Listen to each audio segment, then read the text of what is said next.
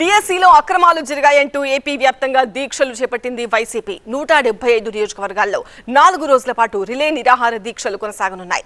DSC అక్రమాలపై సీబీఐతో విచారణ జరిపించాలని YCP demand చేస్తోంది. అలాగే ఫీజు రీయింబర్స్మెంట్ బకాయిలు విడుదల చేయాలంటోంది ఆ పార్టీ. నిరుద్యోగ భృతి 3,000 రూపాయలు ఇవ్వాలంటున్నారు వైసీపీ నేతలు. మంత్రి నారా లోకేష్ రాజీనామాకు డిమాండ్ చేస్తున్నారు.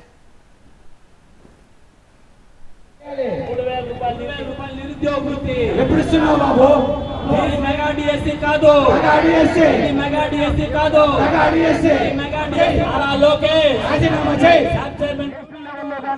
వరల్డ్ లెవెల్లో కానీ రాష్ట్ర లెవెల్లో కానీ గేమ్స్ ఆడి ఆ స్పోర్ట్స్ కోట అనేటువంటిది నిరుద్యోగులకి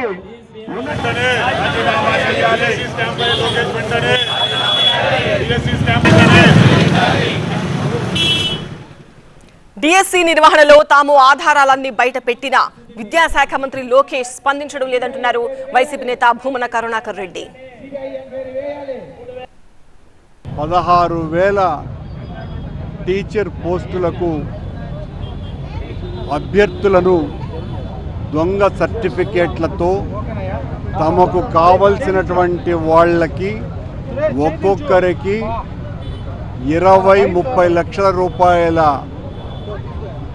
లంచాలు తీసుకొని నారా లోకేష్ ఉద్యోగాలు అమ్ముకున్నారు అని మా నాయకుడు జగన్మోహన్ రెడ్డి గారు ఆధారాలతో నిరూపించటం జరిగింది. స్పోర్ట్స్ కోటాలో అయితే మరింత దారుణంగా అసలు ఏమాత్రము కూడా వాళ్ళు ఎప్పుడూ స్పోర్ట్స్లో పాల్గొననటువంటి వాళ్లకు కూడా ఉద్యోగాలు అమ్మేశారు.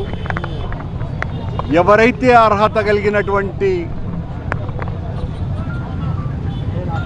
నిరుద్యోగులు ఉన్నారో వాళ్ళకెవరికి ఉద్యోగాలు లోకేష్ గారు ఇవ్వలేదు.